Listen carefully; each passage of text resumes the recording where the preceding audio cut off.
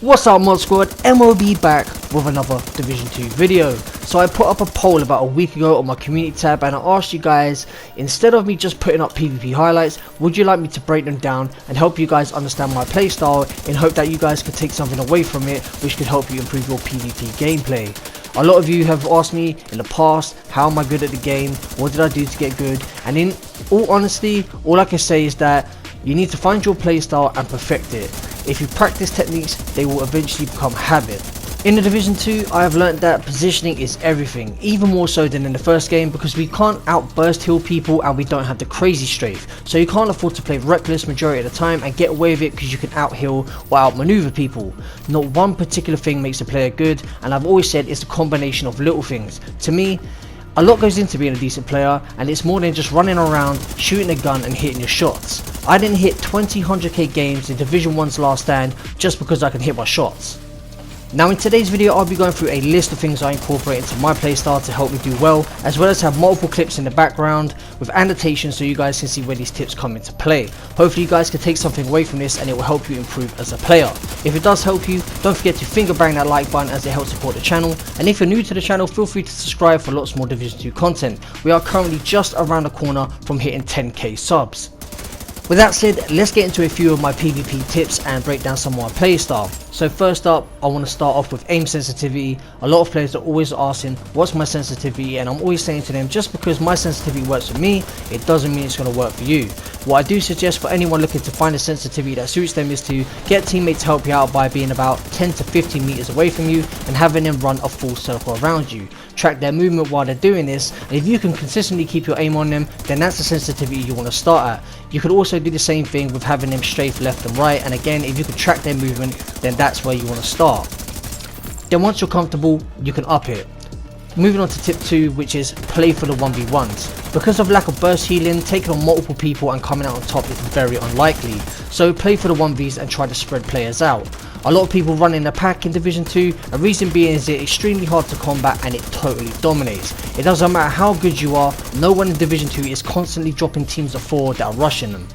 I as a YouTuber experience this a lot. Players see MOB and they feel they have to put on the try hard panties. They have to try and make a statement and they pack rush me. You'll see in a few clips that I emote over people, and the reason I'm doing this is because they were previously pack rushing me and I've outplayed them, which always feels good. You'll also be able to tell in some clips that players are just purely thirsting for me. But don't worry, I have ways of dealing with those kinds of people which you're going to see in this video. Now moving on to tip 3, which is break line of sight and using cover, which is extremely important. You'll see BLOS a lot in this video. When I'm reloading, low armor and health, always stay close to cover, always play around cover. Making sure you're always in position to break line of sight is so important. I don't recommend openly rushing, but you'll see in some instances in this video I will recklessly rush, but I only do this because I'm confident in my build's abilities and it's a certain situation where I can rush, which you kind of just saw me do in this clip. Now moving on to tip 4, which is baiting players. Losing armor and running makes players think, you know, I got you. It makes them overconfident and it makes them chase. It's almost like tunnel vision. You can use this as a strategy to catch players off guard, and you will see me do this multiple times in this video. My 5th tip is backing off to reset. Don't ever feel like you're a wuss or some kind of scaredy cat just because you need to back off. Sometimes it's great to back off and reset, or you know, back off to an area where you have the advantage. Now moving on to tip 6, and I love this one, I use this one a lot. Use teammates as indicators and be aware of positioning. Now we don't have a mini map in the DZ or in conflict or anything like that, so using your teammates as an indicator to show where the opposite team is a great thing to do. Pay attention to where players are holding up and where they're shooting. If you find that the enemy is distracted with your teammates, that will allow you the time to flank them and catch them off guard. Tip number 7 is pick off players and engagements. This is the easiest way to get kills, and if you see a teammate in a fight, go and help out, because 1, it's an easy kill, and 2, helping out your teammate is only going to benefit you and the team. Tip 8, use a build that fits your playstyle. You'll see many examples of me doing this, dropping chems and fighting from them, baiting people by allowing them to drop my armor, I run away and then use my armor kit and combine that with a chem, and then I'll face tank and beat them with E. Moving on to number 9, which is being aware of reloads. Reloads are actually really important. Unless they're using the LMG, most players want to reload after missing around 20 to 30 bullets. Sometimes it's like an instinct that kicks in. They feel like they've missed enough shots, so they instantly want to reload. Reloading gives you time to attack them and take them down. Reloads are pretty much an easy kill. Most players that need to reload, they go on the back foot, they panic, they flee to cover because they know they're vulnerable. Like I said, it's pretty much an easy kill.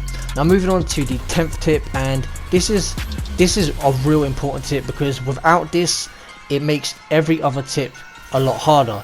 And the 10th tip would be awareness.